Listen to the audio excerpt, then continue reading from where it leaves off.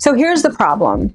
You understand there's a new moon and a full moon, but maybe you don't understand anything else. You've heard waxing, you've heard waning, you've heard all of this different terminology, but again, you're not crystal clear on the different components of the lunar cycle. Well, in this video, I will be discussing all 8 phases of the lunar cycle, so you not only understand what they are, but you understand what they mean and what best to do during each phase. And of course, I'll be doing it in 15 minutes or less. All right, so stick around. You definitely don't want to miss this.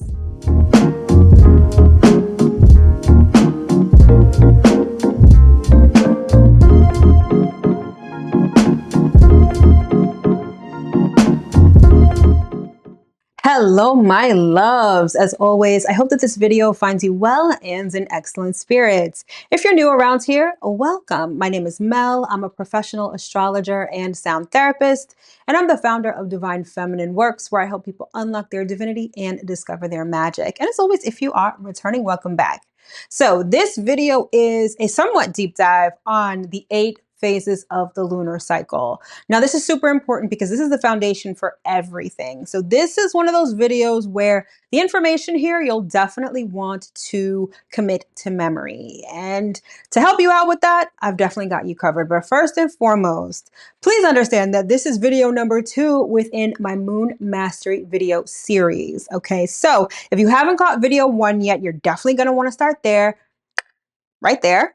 Link is in the description box below, so you can check that out before we get into all of this. All right. And hopefully once you watch that, you will download my mini mood map or mini moon map living lunar workbook, which is completely free and will not only help you with everything that I am discussing and detailing in this video series, but it gives you the opportunity to track the lunar cycle and start living that lunar life. All right. So without further ado, let's get into the 8 phases of the lunar cycle. And of course, we've got 15 minutes on the clock. So let's go.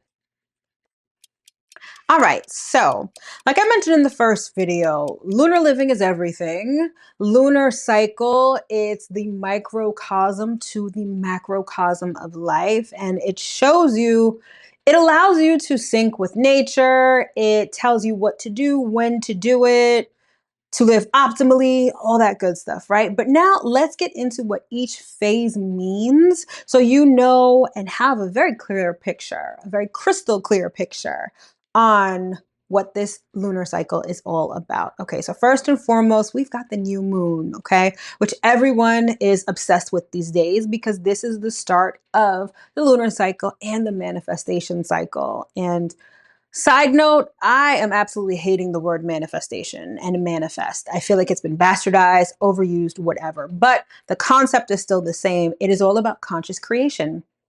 And so with the new moon, we set new intentions and we plant new seeds. Now, despite the fact that there are rituals that you could do at the new moon is not a time for action. It's actually a time for planning. So we're setting the intentions, right? And we're getting those mental and emotional seeds in place, but we're not necessarily doing anything yet, okay? So this is best for journaling, quiet time, meditating. It's really great for getting your mind right and your emotions on board with whatever you're trying to manifest or consciously create, okay? Now, the metaphor that I'll be using throughout this video is that of a marathon. So the new moon phase of the lunar cycle is when that gun goes off and it is time to start the race, okay? And so again, although it's time to start the race, we're not necessarily taking action yet. We do that in the very next phase, which is the waxing crescent. So this is when we start taking those first steps towards the completion of our goal, okay? This is when we actually start running in this race. The gun has gone off at the new moon phase. Now at the waxing crescent, we start running. Now, this is when you start slowly building momentum. So think about something. Let's use the example of weight loss, right? So You set the intention at the new moon to lose 20 pounds. Then at the waxing crescent, maybe this is the first time you are going to the gym. You start working out on the treadmill, maybe you start lifting some weights. This is the initial action that you are taking, okay? And so essentially that's what it's best for. Now this phase happens right after the new moon. So in the first sort of 3 days after the moon is in the waxing crescent phase. And again, this is when we start taking action. We're lifting weights, we're on the treadmill. It's best to start doing something at this time. Then the following phase would be the first quarter phase. And this is halfway between the new moon and the full moon. Okay. So if the lunar cycle is 4 weeks, this would be like after week 1. Okay. So after week 1, we've passed the new moon, we've completed the waxing crescent phase, and now we're at first quarter.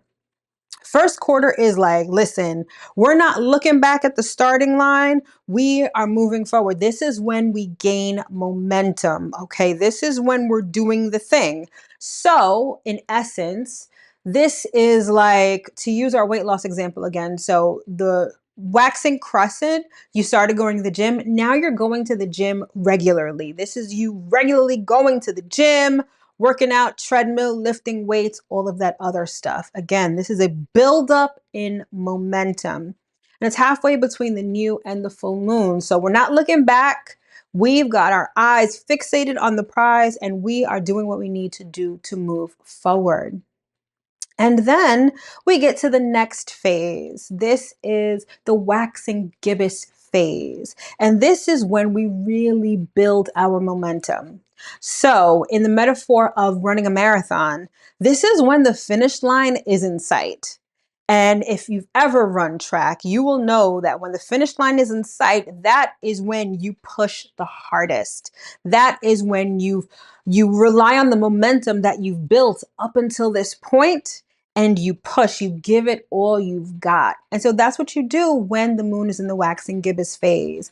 Those last things that you need to complete, that last bit of energy that maybe you need to muster up so that you can cross the finish line, that's what you would do at the waxing gibbous. And then we move on to the full moon. This is crossing the finish line. This is celebrating. This is taking your selfie. This is getting your medal, right? This is the part of the lunar cycle where everything is illuminated. It's all about culmination. This is when your manifestation comes to fruition, okay? Celebratory. It's a pat on the back for a job well done. And a lot of people think it's the completion of the lunar cycle, but it's not. It's only halfway through the lunar cycle. So in terms of our month, this would be after 2 weeks. So the full moon occurs 2 weeks after the new moon. And again, it's all about illumination and culmination. Now we move on past the full moon and we get to the waning gibbous phase. This phase is also known as the disseminating phase. And in this phase, this is when we share what we've accomplished. So in the context of running a marathon, you've ran, you crossed the finish line. The waning gibbous phase would be when you celebrate with your friends. You're taking selfies with them. They're congratulating you. All of you are basking in the glory of you having finished the race and crossed the finish line. This could be where you talk about what you've manifested, when you literally share what you've manifested. But this starts the powering down side of the lunar cycle. Remember, this starts the waning phase. So this is when we're celebrating, but we're starting to power down.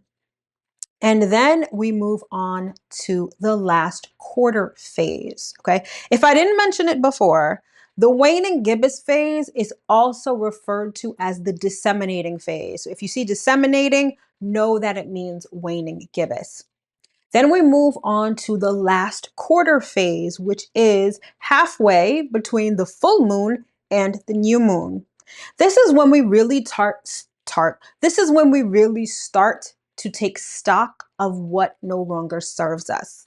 So in the context of running a marathon, you've ran the race, you've crossed the finish line, you've celebrated with your friends. Now you're going to go home, you're going to take a shower, and you got to get into bed. Anything having to do with the marathon, it's over, it's done with. Now we have to rebuild our energy. This is when we start to rest. Now, if you remember from video 1 of the series, I talk about how society doesn't prioritize rest at all. But the waning gibbous phase, particularly once we get to the waning gibbous phase, and definitely during the last quarter phase, we are powering down and we are resting and we're divesting ourselves of what we no longer need. Remember, this lunar cycle is a cycle. And so pretty soon, especially if we're at the last quarter phase, we're going to be starting all over again. So you're going to need to conserve your energy. You're going to need to get rid of any remnants of what you've just built so that you can start creating again. And again, the last quarter phase, this is when we are powering down, and this is when we are starting to rest and divest ourselves of what we no longer need. Then we move on to what is called the waning crescent phase. Now, this is also referred to as the balsamic phase. So if you see balsamic, just know that it means waning crescent.